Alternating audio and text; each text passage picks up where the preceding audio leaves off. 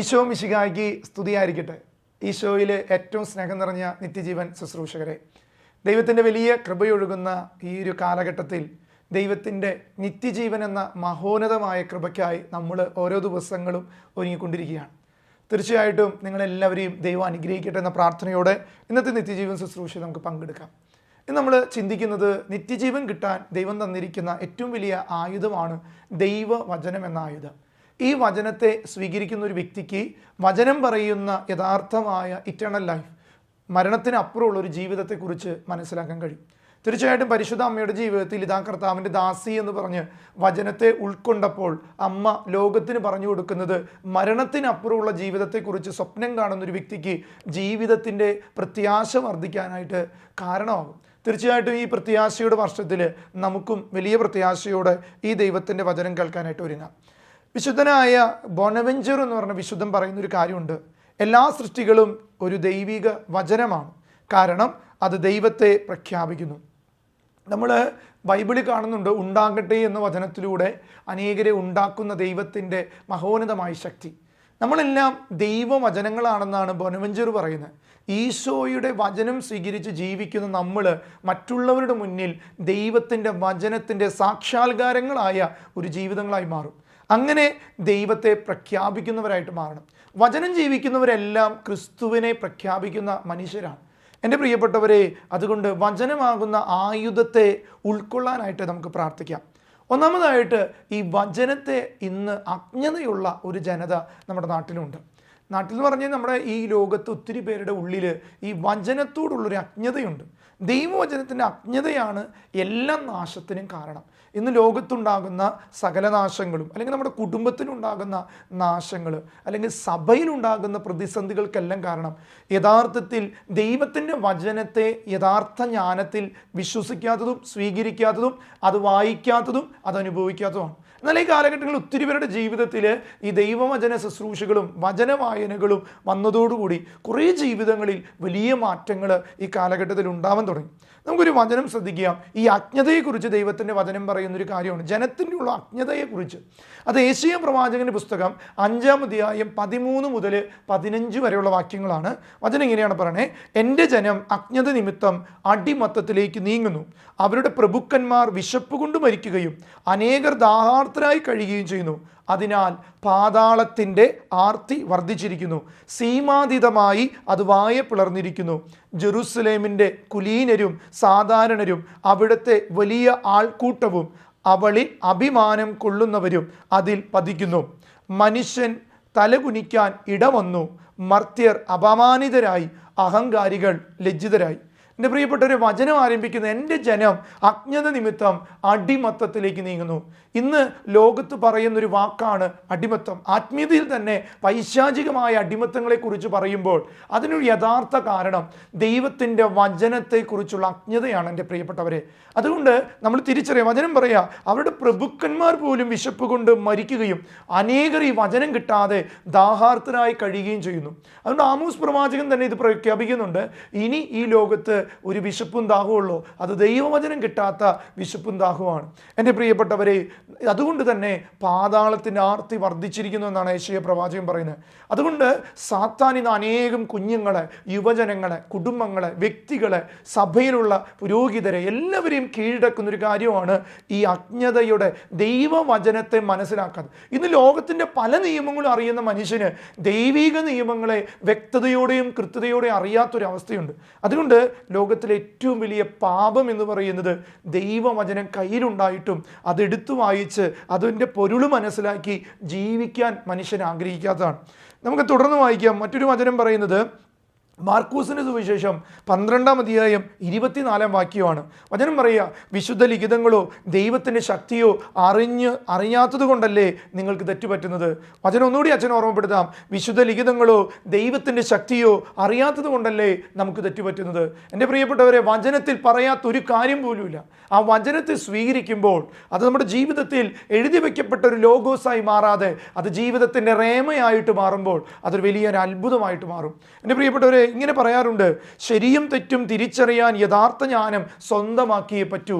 നമ്മുടെ ജീവിതത്തിൽ ദൈവികമായിട്ട് ദൈവം പറഞ്ഞു തരുന്ന ശരിയും തെറ്റും തിരിച്ചറിയാത്തതാണ് നമ്മുടെ പല പാപത്തിനും കാരണം. ഹോസിയ പ്രവാചകന്റെ പുസ്തകം 4-ാം അധ്യായം 14-ാം വാചനം പറയുകയാണ്, അറിവില്ലാത്ത ജനം നശിക്കും. എൻ്റെ പ്രിയപ്പെട്ടവരെ, ഒരു ക്രിസ്ത്യാനിയായി ജീവിക്കുമ്പോൾ നമ്മൾ അറിയേണ്ടത് ദൈവം പങ്കുവച്ച വചനം നമുക്കറിയണം. അല്ലെങ്കിൽ ക്രിസ്ത്യാനി എന്ന നിലയിൽ അറിവില്ലാത്തവനെ പോലെ നശിച്ചു പോകരുത്. എൻ്റെ പ്രിയപ്പെട്ടവരെ, അതുകൊണ്ട് ദൈവവചനം സജീവവും ഊർജ്ജസ്വലവുമാണ്. അത് ഇരുതല വാളിനേക്കാൾ മൂർച്ചയേറിയതും ചേതനയിലും സന്ധിബന്ധങ്ങളും തുളച്ചു കയറി ഹൃദയവിചാരങ്ങളെ പരിശോധിച്ചറിയാൻ കഴിവുള്ളതുമാണെന്ന് ദൈവത്തിൻ്റെ വചനം പഠിപ്പിക്കുക. അതുകൊണ്ട് നമ്മുടെ ജീവിതത്തിൽ ഈ വചനത്തെ സ്വീകരിക്കാൻ, വചനം ജീവിക്കാനായിട്ട് നമുക്ക് പരിശ്രമിക്കാം. തുടർന്ന് പറയുക, ഹൃദയത്തിൽ വചനമില്ലാത്ത വ്യക്തിക്ക് ദൈവസന്നിധിയിൽ വിലയില്ല. ഹൃദയത്തിൽ വചനമില്ലാത്ത വ്യക്തിക്ക് ദൈവസന്നിധിയിൽ വിലയില്ല. തുടർന്ന് പറയുക, മരത്തിൽ നിന്ന് ഉണങ്ങി ദ്രവിച്ച് വീണുപോയ ഉണക്ക കമ്പ് പോലെ അവർ അവഗണിക്കപ്പെടും. ഒരു മരത്തിൽ നമുക്കറിയാലോ, ഒരു വലിയ തണ്ടിൽ അല്ലെങ്കിൽ വലിയൊരു ശാഖയിലേക്ക് അല്ലെങ്കിൽ വലിയൊരു മരത്തിൻ്റെ ശാഖകൾ അതിനുമായി കണക്റ്റ് ഇല്ലെങ്കിൽ ആ കണക്ഷൻ ഇല്ലാത്ത ശാഖകൾ അല്ലെങ്കിൽ അതിൻ്റെ കമ്പുകൾ ഉണങ്ങിപ്പോകും. അപ്പോൾ വലിയൊരു മരത്തോട് ചേർന്ന് നിൽക്കാത്ത തായ്തണ്ടിന് ഒരിക്കലും ഫലം പുറപ്പെടുവിക്കും. അപ്പോൾ വചനമാകുന്ന സഭയുടെ വലിയൊരു വൃക്ഷത്തോട് ചേർന്ന് നിൽക്കാത്ത ഓരോ കുടുംബവും, ഓരോ വ്യക്തിയും, ഓരോ പുരോഹിതനും, ഓരോ സന്യാസിയും ഉണക്കക്കമ്പ് പോലെയാണെന്നാണ് പറയുന്നത്. അത് നമുക്ക് വചനത്തിൽ വായിക്കാം. യെശയ്യാ പ്രവാചകന്റെ പുസ്തകം 27-ാം അധ്യായം 11-ാം വാക്യം പറയാ, മരച്ചില്ലകൾ ഉണങ്ങി ഒടിഞ്ഞു വീഴുന്നു, സ്ത്രീകൾ അതുപയോഗിച്ച് തീ കത്തിക്കുന്നു. വിവേകം കെട്ട ഒരു ജനതയാണിത്. അതിനാൽ അവരുടെ സൃഷ്ടാവിന് അവരുടെ മേൽ കരുണയില്ല. അവർക്ക് രൂപം നൽകിയവൻ അവരിൽ പ്രസാദിക്കുന്നില്ലോ. എൻ്റെ പ്രിയപ്പെട്ടവർ, തിരിച്ചറിയുക, ഈ ഉണക്ക കമ്പുകളായി നമ്മൾ ജീവിച്ചാൽ ദൈവം എങ്ങനെ നമ്മോട് കരുണ കാണിക്കും? ദൈവത്തോട് ചേർന്ന് നിൽക്കാത്ത ജീവിതങ്ങൾക്ക് എങ്ങനെ ദൈവത്തിൻ്റെ സ്നേഹം പുറപ്പെടുവിക്കാൻ പറ്റും? ദൈവത്തോട് ചേർന്ന് നിൽക്കാത്ത ഒരു വ്യക്തിക്ക് എങ്ങനെ ദൈവത്തിൻ്റെ കൃപ കൊണ്ടുവരാൻ പറ്റും? അതുകൊണ്ട് പ്രിയപ്പെട്ടവരെ, വചനം നമ്മുടെ ജീവിതത്തിൽ എന്നും ഒരു വഴിവിളക്കായിട്ട് മാറണം. വചനത്തിനനുസരിച്ച് ജീവിക്കാൻ തീരുമാനമെടുക്കണം. ലോകത്ത് പല നിയമങ്ങളുണ്ട്, മനുഷ്യനുണ്ടാക്കുന്ന നിയമമുണ്ട്. അതുകൊണ്ട് സ്നേഹമുള്ളവരെ, നമ്മൾ സഭാ നിയമങ്ങൾ അനുസരിക്കുമ്പോഴും വചനം സഭാ നിയമങ്ങൾ ഉണ്ടോ എന്ന് നമ്മൾ ചിന്തിക്കുന്ന നല്ലതാണ്. അതുകൊണ്ട് സഭയുടെ നിയമങ്ങളെല്ലാം വചനത്തിൻ്റെ അടിസ്ഥാനമാണ്. അത് ഈ സഭാ നിയമങ്ങളെ പലപ്പോഴും ഈ വ്യക്തി നിയമങ്ങളാക്കി മാറ്റുന്ന പല വ്യക്തികളുണ്ട്. അവരുടെ കൂടെ നമ്മൾ ഒരിക്കലും കടന്നു പോകരുത്. എൻ്റെ പ്രിയപ്പെട്ടവരെ, തിരിച്ചറിയുക. മത്തായി ശ്ലീഹായുടെ സുവിശേഷം 5-ാം അധ്യായം 19-ാം വാക്യം പറയാ, 5:19 പറയാ, ഈ പ്രമാണങ്ങളിൽ ഏറ്റവും നിസ്സാരമായ ഒന്ന് ലംഘിക്കുകയോ ലംഘിക്കാൻ മറ്റുള്ളവരെ പഠിപ്പിക്കുകയോ ചെയ്യുന്നവൻ സ്വർഗരാജ്യത്തിൽ ചെറിയവനെന്ന് വിളിക്കപ്പെടും. എന്നാൽ അതനുസരിക്കുകയും പഠിപ്പിക്കുകയും ചെയ്യുന്നവൻ സ്വർഗരാജ്യത്തിൽ വലിയവനെന്ന് വിളിക്കപ്പെടും. ദൈവത്തിൻ്റെ വചനം അനുസരിക്കുന്നവനെയാണ് സ്വർഗരാജ്യം വലിയവനെന്ന് വിളിക്കുന്നത്. എൻ്റെ പ്രിയപ്പെട്ടവരെ, അതുകൊണ്ട് നമുക്ക് തീരുമാനിക്കാം, നമ്മുടെ കുടുംബ ജീവിതങ്ങളിൽ, നമ്മുടെ സഭാ ജീവിതങ്ങളിൽ എല്ലാം ഈ വചനത്തിന് അജ്ഞതയുള്ളവരായിട്ട് മാറരുത്. വചനം അറിയുന്നവരുടെ ജീവിതത്തിൽ വലിയ മാറ്റങ്ങളുണ്ട്. സ്നേഹമുള്ളവരെ, ഈ കാലഘട്ടങ്ങളിൽ ഒത്തിരി വിശുദ്ധാത്മാക്കൾ അവരുടെയും ജീവിതത്തെ വചനത്തിൽ വെള്ളം ചേർക്കാതെ സാബത്ത് ആചരിക്കുന്ന കാര്യത്തിലായാലും ഇത് വചനം അറിയുന്നവന് ജീവിക്കാൻ പറ്റുള്ളൂ. സാബത്ത് എന്ന് പറയുന്നത് വചനമാണ് ആചരിക്കാൻ പറയുന്നത്, അല്ലാതെ നിയമങ്ങളല്ല പറയുന്നത്. ദൈവത്തിൻ്റെ വചനം എന്ന നിയമം നമ്മളെ പഠിപ്പിക്കുന്ന ഒരു കാര്യമാണ്. സാബത്ത് ആചരിക്കണം, അവരനെ സ്നേഹിക്കണം. എൻ്റെ പ്രിയപ്പെട്ടവരെ, വചനം ജീവിക്കുമ്പോൾ അത് ക്രിസ്തുവിനോടുള്ള കടപ്പാടാണെന്ന് തിരിച്ചറിയാം. രണ്ടാമത്തെ കാര്യത്തിലേക്ക് അച്ഛൻ കിടക്കുകയാണ്. ഒന്നാമത്തത് അച്ഛൻ പറഞ്ഞത് വചനത്തിൻ്റെ അജ്ഞതയാണെങ്കിൽ, രണ്ടാമത്തത് വചനമില്ലാത്ത വ്യക്തികളെ ദൈവം തിരസ്കരിക്കും. ഒരു വ്യക്തിയിൽ വചനമില്ലെങ്കിൽ ആ വ്യക്തി തിരസ്കരിക്കപ്പെടുമെന്ന് നമ്മെ പഠിപ്പിക്കുക. ഹോസിയ പ്രവാചകന്റെ പുസ്തകം 4-ാം അധ്യായം 6-ാം തിരുവചനം, ഹോസിയ 4:6 വചനം പറയുക, അജ്ഞത നിമിത്തം എൻ്റെ ജനം നശിക്കുന്നു. നീ വിജ്ഞാനം തിരസ്കരിച്ചതുകൊണ്ട് എൻ്റെ പുരോഹിതനായിരിക്കുന്നതിൽ നിന്ന് ഞാൻ നിന്നെ തിരസ്കരിക്കുന്നു. നീ നിൻ്റെ ദൈവത്തിൻ്റെ കൽപ്പന വിസ്മരിച്ചതുകൊണ്ട് ഞാനും നിൻ്റെ സന്തതികളെ വിസ്മരിക്കും. ഒരു പുരോഹിതനോട് ദൈവം പറയുക, അജ്ഞത നിമിത്തം എൻ്റെ ജനം നശിക്കുന്നു. അതിന് കാരണമുണ്ട്. വചനം പങ്കുവെക്കേണ്ടവൻ ഇന്ന് വചനം പങ്കുവെക്കാതിരുന്നാൽ ദൈവം ചോദിക്കും. അത് പുരോഹിതരാകാം, സന്യസ്തരാകാം, ആര് തന്നെയായാലും ദൈവം വചനം പറയാം, അജ്ഞത നിമിത്തം എൻ്റെ ജനം നശിക്കുന്നു. വിജ്ഞാനം തിരസ്കരിച്ചുകൊണ്ട് എൻ്റെ പുരോഹിതന്മാരായിരിക്കുന്നതിൽ നിന്ന് ഞാൻ നിന്നെ തിരസ്കരിക്കുന്നു എന്ന് പറയുകയാണ്. നീ എൻ്റെ ദൈവത്തിൻ്റെ കൽപ്പന വിസ്മരിച്ചുകൊണ്ട് ഞാൻ നിൻ്റെ സന്തതികളെ വിസ്മരിക്കും. പ്രിയപ്പെട്ടവരെ, തിരിച്ചറിയുക, വചനം തിരസ്കരിക്കുമ്പോൾ നമ്മളും ദൈവത്തിൽ നിന്ന് തിരസ്കരിക്കപ്പെടുന്നുണ്ട്. മറക്കുന്നുണ്ട്. ദൈവം നമ്മളെ വിസ്മരിക്കുന്നുണ്ട്. വചനം സ്വീകരിച്ച പരിശുദ്ധ അമ്മയെ ദൈവം സ്വീകരിച്ചു. വചനം സ്വീകരിക്കാൻ കൽപ്പിച്ച സാവൂൾ രാജാവ് അത് തിരസ്കരിച്ചപ്പോൾ ദൈവം അവൻ്റെ രാജ്യത്വത്തിൽ നിന്ന് അവനെ തിരസ്കരിക്കുന്നുണ്ട്. പ്രിയപ്പെട്ടവരെ, വചനം അനുസരിച്ച് ആദത്തോടും അവയോടും ദൈവം കൂടിയുണ്ടായിരുന്നു. എന്നാൽ വചനത്തെ തിരസ്കരിച്ച നിമിഷം ദൈവം ഏദനിൽ നിന്ന് അവരെ പുറത്താക്കി. അതുകൊണ്ട് വചനം ജീവിക്കുമ്പോൾ ദൈവം നമ്മുടെ പക്ഷത്ത് നിന്ന് നമുക്ക് വേണ്ടി യുദ്ധം ചെയ്യുകയും വചനത്തെ തിരസ്കരിച്ച് വചനത്തെ പുച്ഛിക്കുന്നവരുടെ ജീവിതത്തിൽ ദൈവകൃപ ഒരിക്കലും കടന്നു വരില്ലെന്ന് വചനം തന്നെ നമുക്ക് സാക്ഷ്യം വൽക്കരിക്കുകയാണ്. എൻ്റെ പ്രിയപ്പെട്ടവരെ, അതുകൊണ്ട് ആദ്യ രാജാവ് തിരസ്കരിക്കപ്പെട്ട സാവൂൾ രാജാവ് തിരസ്കരിക്കപ്പെട്ടത് ദൈവം പറഞ്ഞ വചനം അനുസരിക്കാത്തത് കൊണ്ടാണ്. അതുകൊണ്ട് 1 സാമുവേലിൻ്റെ പുസ്തകം 15-ാം അധ്യായം 23-ാം വാക്യം, 1 സാമുവേൽ 15:23, മാത്സര്യം മന്ത്രവാദം പോലെ പാപമാണ്, മർക്കടമുഷ്ടി വിഗ്രഹാരാധന പോലെയും. കർത്താവിൻ്റെ വചനം നീ തിരസ്കരിച്ചാൽ അവിടുന്ന് രാജ്യത്വത്തിൽ നിന്ന് നിന്നെ തിരസ്കരിക്കും. നിന്റെ മന്ത്രവാദത്തെക്കുറിച്ച് പറയും മാത്സര്യമാണ്, മത്സരിക്കുക. എനിക്ക് കേടാനുള്ള കാര്യങ്ങൾ വചനം പറയുന്നതാണ്. വിട്ടുകൊടുക്കാനും എളിമപ്പെടാനും പറയുമ്പോൾ അതിനെതിരെ ചെയ്യുന്നതെല്ലാം ഒരു മന്ത്രവാദം പോലെയാണ്. എൻ്റെ മനസ്സിൽ മന്ത്രിക്കുന്ന ഒരു തിന്മയെ കേട്ട് ജീവിക്കുന്നൊരവസ്ഥ. 2, മർക്കടമുഷ്ടി, അഹങ്കാരം.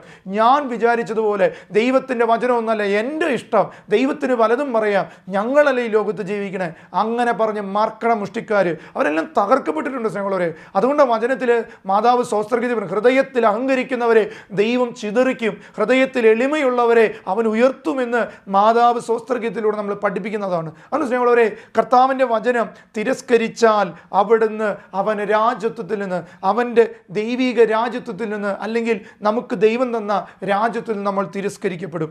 പ്രിയപ്പെട്ടവരെ, അതുകൊണ്ട് ആദ്യ മാതാപിതാക്കൾ തിരസ്കരിക്കപ്പെട്ടത് ഇതുകൊണ്ടാണ്.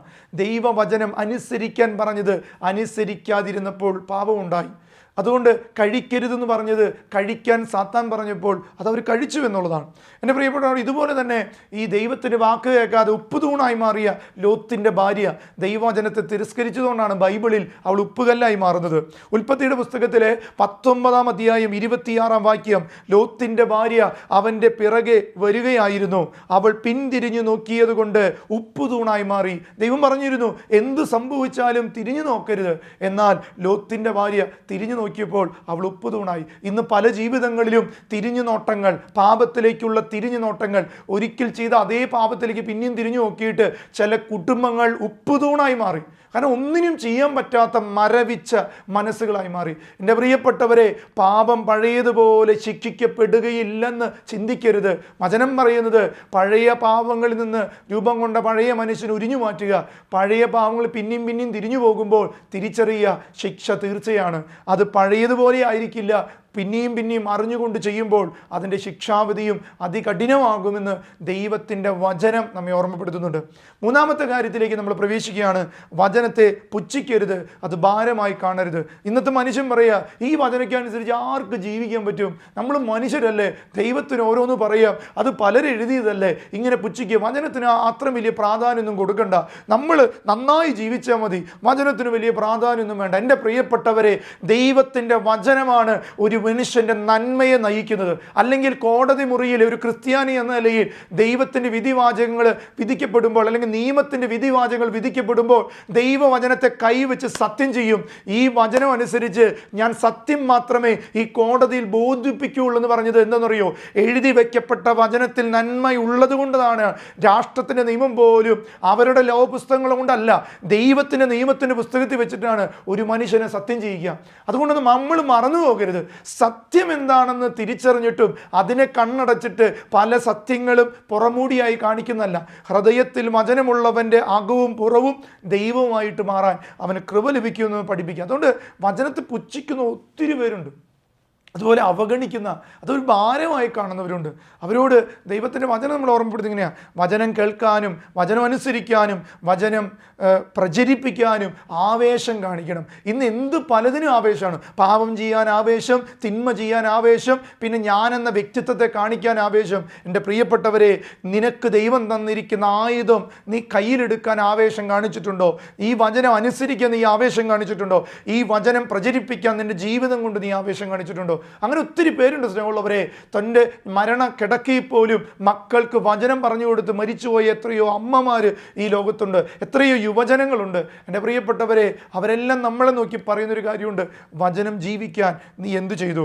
യെശയ്യാ പ്രവാചകന്റെ പുസ്തകത്തിൽ 28-ാം അധ്യായം 13-ാം വാക്യം പറയുക, അതിനാൽ കർത്താവിൻ്റെ വചനം അവർക്ക് നിയമത്തിൻ്റെ മേൽ നിയമമാണ്, നിയമത്തിൻ്റെ മേൽ നിയമം, ചട്ടത്തിൻ്റെ മേൽ ചട്ടമാണ്, ചട്ടത്തിൻ്റെ മേൽ ചട്ടം. ഇവിടെ അല്പം, അവിടെ അല്പം. അങ്ങനെ അവർ പോയി പുറകോട്ട് മറിഞ്ഞു വീണ് തകരുകയും വലയിൽ അകപ്പെടുകയും ചെയ്തു. വചനം ഒന്നുകൂടി ഓർമ്മപ്പെടുത്താം. അതിനാൽ കർത്താവിൻ്റെ വചനം അവർക്ക് നിയമത്തിൻ്റെ മേൽ നിയമമാണ്. ചില വ്യക്തികൾ ആ വചനത്തെ പരിപൂർണമായി ജീവിക്കുന്നവരുണ്ട്, ചിലർക്ക് അത് ചട്ടത്തിന് മേൽ ചട്ടമാണ്. ഇവിടെ അല്പം അവിടെ അല്പം എന്ന് പറയുന്ന കുറേ പേരുണ്ട്. ചിലപ്പോൾ വചനം ജീവിക്കാത്തവർ, ചിലപ്പോൾ വചനത്തെ ഇവിടെ കുറച്ച് വചനം ഇപ്പോൾ ജീവിക്കാം, പരീക്ഷ ജയിക്കാൻ കുറേ വചനം, അല്ലെങ്കിൽ ജോലി കിട്ടാൻ, അങ്ങനെ വചനത്തെ ചെറുതാക്കി കാണുക. എൻ്റെ ആവശ്യത്തിന് മാത്രമുള്ള വചനം, എൻ്റെ ജീവിതത്തിൻ്റെ ഒരു നിത്യജീവൻ്റെ ശുശ്രൂഷയ്ക്ക് വേണ്ടി ഞാൻ എടുക്കുന്ന വചനമാണോ എന്ന് ചിന്തിക്കാത്തൊരു മനുഷ്യനുണ്ട്. അതുകൊണ്ട് പറയാം, അവസാനം അവർ മറിഞ്ഞു വീഴാണ്. കാരണം വചനത്തിൽ വിശ്വാസമില്ലാണ്ട്, വചനത്തെ വളച്ചൊടിച്ചൊടിച്ചൊടിച്ചൊടിച്ച് അവസാനം വചനത്തിലെ ബോധ്യം നഷ്ടപ്പെടുന്ന ഒരു അവസ്ഥ ഇന്ന് ലോകത്ത് വർദ്ധിച്ചുകൊണ്ടിരിക്കുക. ജ്ഞാനത്തിൻ്റെ പുസ്തകം 3-ാം അധ്യായം 11 മുതലുള്ള വാക്യങ്ങൾ പറയുക, ജ്ഞാനവും പ്രബോധനവും പുച്ഛിച്ച് തള്ളുന്നവൻ്റെ വില ശോചനീയമാണ്. ജ്ഞാനവും പ്രബോധനവും പുച്ഛിച്ച് തള്ളുന്നവൻ്റെ നില ശോചനീയമാണ്. അവരുടെ പ്രത്യാശ വ്യർത്ഥവും പ്രയത്നം നിഷ്ഫലവുമാണ്. തുടർന്ന് വചനം പറയുക, അവർക്കുണ്ടാകുന്നത് നിരുപയോഗമാണ്. അവരുടെ ഭാര്യമാർ ബുദ്ധിശൂന്യകളും മക്കൾ ദുർമാർഗികളുമാണ്. അവരുടെ സന്തതികൾ ശാപഗ്രസ്തമാണ്. കണ്ടോ, ഇങ്ങനെയുള്ളവരുടെ കുടുംബത്തിലെ മക്കൾ, ഭാര്യമാർ, ഭർത്താക്കന്മാർ എല്ലാം ഇങ്ങനെ ബുദ്ധിശൂന്യയിലേക്ക് പോവുകയാണ്. അവർ നിരുപയോഗപ്രദമാണ്. നോക്കി, ഒരു ഉപയോഗവും സഭയ്ക്ക് അങ്ങനെയുള്ള മനുഷ്യരെ കൊണ്ടില്ലെന്നാണ് ദൈവജനം പറയുന്നത്. അവർ സഭയിലെ ഉപകാരവുമില്ല, വ്യക്തികൾക്ക് ഉപകാരമില്ല, കുടുംബത്തിന് ഉപകാരമില്ല. എൻ്റെ പ്രിയപ്പെട്ടവരെ, വചനം ജീവിക്കുന്ന ഒരു അപ്പനും അമ്മയും ഉണ്ടെങ്കിൽ അത് മക്കളെ പ്രതി ഉപകാരമുള്ളതാണ്. വചനം ജീവിക്കുമ്പോൾ അപ്പം മദ്യപിക്കില്ല, അപ്പൻ കണ്ണിക്കണ്ട കാര്യങ്ങൾക്ക് പോവില്ല. അപ്പോൾ മക്കൾ പറയും, എൻ്റെ അപ്പൻ വചനം ജീവിച്ചതുകൊണ്ട് എങ്ങനെയായി? എൻ്റെ പ്രിയപ്പെട്ടവരെ, വചനം ജീവിക്കാൻ ഒരു കൃപ വേണം. വചനം ജീവിക്കാൻ ദൈവത്തോടൊരു കടപ്പാട് വേണം. എൻ്റെ പ്രിയപ്പെട്ടവർ, വചനം പറയുക, ജ്ഞാനവും പ്രബോധനവും പുച്ഛിച്ച് തള്ളുന്നവൻ്റെ വില വളരെ ശോചനീയമാണ്. അവരുടെ കുടുംബത്തിൽ വളരെ ശോചനീയ അവസ്ഥകളാണ്. തകർച്ചകളും ബന്ധനങ്ങളും ശാപങ്ങളും എല്ലാം കൊണ്ടുവരികയാണ്. എന്നാൽ ദൈവവചനം പറയുക, അവരുടെ പ്രത്യാശ വ്യർത്ഥവും പ്രയോജനവുമായ നിഷ്ഫലമായ ഒരു കാര്യമാണ്. പ്രിയപ്പെട്ടവരെ, വചനം ജീവിക്കുമ്പോൾ അങ്ങനെയെങ്കിൽ ഈ വചനത്തിന് മറ്റൊരു ഭാഗം പറയുന്നതാണ്, ഒരു വചനം ജീവിക്കുന്ന ഒരു വ്യക്തിക്ക് സഹനമുണ്ടെങ്കിലും അതെല്ലാം തരണം ചെയ്ത് ഒരു കൃപയുടെ അവസ്ഥയിലേക്ക് അവർ കടന്നു വരുന്നല്ലേ. എൻ്റെ പ്രിയപ്പെട്ടവരെ, അച്ഛന് പറയാനുള്ളത് ഇത്രയേ ഉള്ളൂ, നമ്മൾ ഓരോരുത്തരും വചനം ജീവിക്കാൻ കടപ്പെട്ടവരും കടമയുള്ളവരാണ്. അത് ജീവിച്ചാൽ തീർച്ചയായിട്ടും നിങ്ങളുടെ കുടുംബത്തിൽ സഹനങ്ങൾ ഉണ്ടാകുമ്പോഴും അത് തരണം ചെയ്യാനുള്ള അഭിഷേകം കിട്ടും. 4-മത്തെ കാര്യം, ദൈവവചനത്തെ അവഗണിച്ചാൽ പ്രതിബന്ധങ്ങളുണ്ട്, തടസ്സങ്ങളുണ്ട്, ബന്ധനങ്ങളുണ്ട്, പൈശാചികമായ ബന്ധനങ്ങളും തകർച്ചകളും വരും. ജെറമിയ പ്രവാചകന്റെ പുസ്തകം 6-ാം അധ്യായം 17 മുതലുള്ള വാക്യങ്ങൾ പറയാം, ഞാൻ നിനക്ക് വേണ്ടി കാവൽ നിയമിച്ചു, കാഹളത്തിന് ചെവിയോർക്കുക എന്ന് പറയുകയും ചെയ്തു. എന്നാൽ ഞങ്ങൾ ചെവിയോർക്കുകയില്ലെന്ന് അവർ പറഞ്ഞു. ആകയാൽ ജനങ്ങളെ കേൾക്കുവിൻ, ജനസമൂഹമേ മനസ്സിലാക്കുവിൻ, അവർക്ക് സംഭവിക്കാൻ പോകുന്നത് ശ്രവിക്കുവിൻ. അല്ലയോ ഭൂമി, കേട്ടാലും ഈ ജനത്തിൻ്റെ കുതന്ത്രങ്ങൾക്ക് പ്രതിഫലമായി ഞാൻ അവരുടെ മേൽ അനർത്ഥം വരുത്തും. അവർ എൻ്റെ വാക്ക് ചെവികൊണ്ടില്ല, എൻ്റെ നിയമം അനുസരിച്ചുമില്ല. ഷേബായിൽ നിന്ന് കുന്തിരിക്കവും വിദൂരത്ത് നിന്ന് കർപ്പൂരവും എനിക്ക് കൊണ്ടുവരുന്നതിനെന്തിന്? നിങ്ങളുടെ ദഹനബലികൾ എനിക്ക് സ്വീകാര്യമല്ല, നിങ്ങളുടെ കാഴ്ചകൾ എനിക്ക് പ്രീതികരമല്ല. കർത്താവ് അരുൾ ചെയ്യുന്നു, ഈ ജനത്തിന് മുൻപിൽ ഞാൻ പ്രതിബന്ധങ്ങൾ സ്ഥാപിക്കും. അവർ തട്ടി വീഴും, അപ്പനും മകനും ഒന്നുപോലെ മറിഞ്ഞു വീഴും, അയൽക്കാരനും കൂട്ടുകാരനും നശിക്കും. എൻ്റെ പ്രിയപ്പെട്ടവരെ, വചനത്തെ അവഗണിച്ചതുകൊണ്ട് ഒരു കുടുംബത്തിൽ വരാവുന്ന എല്ലാ പ്രതിസന്ധികളെയും കുറിച്ച് പറയുകയാണ്. അവരെത്ര പ്രാർത്ഥിച്ചിട്ടും ദൈവം കേൾക്കുന്നില്ല, അവരെത്ര നിലവിളിച്ചിട്ടും ദൈവത്തിൻ്റെ മുന്നിൽ സ്വീകാര്യമായ ബലികൾ അർപ്പിച്ചിട്ടും അവരൊത്തിരി കുർബാനകളിൽ പങ്കെടുക്കും. എൻ്റെ പ്രിയപ്പെട്ടവരെ, വിശുദ്ധ കുർബാനയിൽ പങ്കെടുക്കുക എന്നതിനേക്കാൾ കൂടുതൽ വചനമാണ് വിശുദ്ധ ബലി എന്ന് തിരിച്ചറിയുക. വചനത്തിൻ്റെ പൂർത്തീകരണമാണ് പരിശുദ്ധ കുർബാന. അപ്പോൾ വചനം ജീവിക്കുന്നവരാണ് വിശുദ്ധ കുർബാനയെ സ്നേഹിക്കുന്നത്. വചനം ജീവിക്കാൻ ആഗ്രഹിക്കുന്ന സ്വീകരിക്കുന്നവനാണ് ദിവ്യകാരുണ്യം ഒരു ജീവിതയാത്രയിൽ പാഥേയമായിട്ട് മാറുന്നത്. വചനത്തെക്കുറിച്ച് പറയുന്നൊരു വാക്കാണ് പാഥേയം, ദിവ്യകാരുണ്യത്തെക്കുറിച്ച് പറയുന്ന വാക്കാണ് പാഥേയം. കാരണം ഇത് ധരിക്കേണ്ടതാണ്. വചനം ധരിക്കുന്നവനും വചനം സ്വീകരിച്ച് ജീവിക്കുന്നവനും പാഥേയമാണ്. ജീവിതയാത്രകളിൽ അത് നമ്മളെ സഹായിക്കുന്നൊരു കാര്യമാണ്. അതുകൊണ്ട് സ്നേഹമുള്ളവരെ, യോനാ പ്രവാചകൻ കർത്താവിൻ്റെ വചനം അവഗണിച്ചതുകൊണ്ട് അവൻ്റെ ജീവിതത്തിൽ ഒത്തിരി പ്രതിബന്ധങ്ങൾ ഉയർന്നു വരുന്നുണ്ട്. ഒന്ന് സമ്പത്തിൻ്റെ മേൽ പ്രതിബന്ധം വരുന്നുണ്ട്, വിശുദ്ധിയുടെ മേൽ പ്രതിബന്ധം വരുന്നുണ്ട്. അപ്പം നമ്മുടെ ജീവിതത്തിൽ പ്രതിബന്ധങ്ങളെ തകർക്കാനാണ് ദൈവത്തിൻ്റെ വചനം. അത് സ്വീകരിക്കുമ്പോൾ ഒന്ന് വിശുദ്ധി, സമ്പത്ത്, എല്ലാത്തിൻ്റെ മേലും ദൈവത്തിൻ്റെ കൃപ വരും. അതുകൊണ്ട് പ്രിയപ്പെട്ടവരെ, നമ്മൾ തിരിച്ച് ലേവിയയുടെ പുസ്തകം 26-ാം അധ്യായം 14 മുതലുള്ള വാക്യങ്ങൾ പറയുക. നിങ്ങൾ എൻ്റെ വാക്ക് കേൾക്കാതെയും ഈ കൽപ്പനകളെല്ലാം അനുസരിക്കാതെ നടന്നാൽ, എൻ്റെ നിയമങ്ങൾ ധിക്കരിക്കുകയും പ്രമാണങ്ങൾ വെറുത്ത് എൻ്റെ കൽപ്പനകൾ അനുഷ്ഠിക്കാതിരിക്കുകയും ഉടമ്പടി ലംഘിക്കുകയും ചെയ്താൽ ഞാൻ ഇപ്രകാരം നിങ്ങളോട് പ്രവർത്തിക്കും. പെട്ടെന്നുള്ള ഭയവും കണ്ണുകൾക്ക് ഹാനി വരുത്തുന്ന ജീവനാശവും വരുത്തുകയും അതുപോലെ നിങ്ങളുടെ മേൽ പനിയും നിങ്ങളുടെ മേൽ ഞാൻ വരുത്തും. എന്നിട്ട് പറയുക, നിങ്ങൾ വിതയ്ക്കുന്നത് വൃഥാവിലാകും, നിങ്ങളുടെ ശത്രുക്കൾ അത് ഭക്ഷിക്കും. ഞാൻ നിങ്ങൾക്കെതിരെ മുഖം തിരിക്കും, ശത്രുക്കളുടെ മുൻപിൽ വെച്ച് ഞാൻ നിങ്ങളെ വധിക്കും. നിങ്ങളെ വെറുക്കുന്നവർ നിങ്ങളെ ഭരിക്കും. പിന്തുടരാൻ ആരും തന്നെ ഇല്ലെങ്കിൽ നിങ്ങൾ ഭയത്തോടെ ജീവിക്കും. നിങ്ങൾ ആരും സഹായിക്കാനില്ലാത്ത ഒരു ഏകാന്തതയുടെ രാത്രികൾ നിങ്ങൾ പിടികൂടുമെന്നാണ് ലേവിയുടെ പുസ്തകത്തിൽ പറയുന്നത്. എൻ്റെ പ്രിയപ്പെട്ടവരെ, അതുകൊണ്ട് നമുക്ക് വചനം ജീവിക്കാം, വചനത്തിൻ്റെ കൃപയാൽ നമുക്ക് നയിക്കപ്പെടാം. അതുകൊണ്ട് വചനം ചേർന്ന് നിൽക്കുമ്പോൾ നമുക്ക് സഭയെ സ്നേഹിക്കാൻ, സഭയോട് ചേർന്ന് നിൽക്കാൻ നമുക്ക് കൃപ ലഭിക്കും. അതുകൊണ്ട് ഒരു നിമിഷം നമുക്ക് കരങ്ങൾ കൂപ്പിപ്പിടിക്കാം. വചനം പറയുന്നുണ്ട്, യോഹന്നാൻ്റെ സുവിശേഷം 15-ാം അധ്യായം 7-ാം വാക്യം, നിങ്ങൾ എന്നിൽ വസിക്കുകയും എൻ്റെ വാക്കുകൾ നിങ്ങളിൽ നിലനിൽക്കുകയും ചെയ്യുന്നുണ്ടെങ്കിൽ ഇഷ്ടമുള്ളത് ചോദിച്ചുകൊള്ളുക, നിങ്ങൾക്ക് ലഭിക്കും. എൻ്റെ പ്രിയപ്പെട്ടവരെ, വചനമുള്ളവന് ദൈവസന്നിധിയിൽ ചോദിക്കാൻ അവകാശമുണ്ടെന്ന് വചനം ഓർമ്മപ്പെടുത്തുന്നു. യോഹന്നാന്റെ സുവിശേഷം 10:35, വിശുദ്ധ ലിഖിതം നിറവേറാതിരിക്കുകയില്ലല്ലോ. ദൈവത്തിൻ്റെ വചനം ആരുടെ അടുത്ത് വരുന്നുവോ അവർ ദൈവത്തിൻ്റെ കരങ്ങളിൽ വിളിക്കപ്പെട്ടവരും അനുഗ്രഹിക്കപ്പെട്ടവരാണ്. ഈശോയെ, ഇന്നീ നിത്യജീവൻ ശുശ്രൂഷയിൽ പങ്കെടുത്ത ഓരോരുത്തരെയും ദൈവനാമത്തിൽ അങ്ങ് ആശീർവദിക്കണമേ. വചനത്തെ സ്വീകരിച്ച് വചനത്തിൻ്റെ മക്കളായി വചനം ഫലം പുറപ്പെടുവിക്കുന്ന നല്ല അത്തിവൃക്ഷങ്ങളായി മാറുവാൻ ഞങ്ങൾക്ക് കൃപ നൽകി അനുഗ്രഹിക്കണമേ. നമ്മുടെ കർത്താവ് ഈശോ മിശിഹായുടെ കൃപയും പിതാവായ ദൈവത്തിൻ്റെ സ്നേഹവും പരിശുദ്ധാത്മാവിൻ്റെ സഹവാസവും ദൈവവചനം വഴി നിങ്ങളിൽ ഓരോരുത്തരും നിങ്ങളുടെ കുടുംബത്തിലും തലമുറകളിലും ഉണ്ടാകുമാറാകട്ടെ, ഇപ്പോഴും എപ്പോഴും എന്നേക്കും. ആമേൻ. ഈശോ മിശിഹായ്ക്ക് സ്തുതിയായിരിക്കട്ടെ.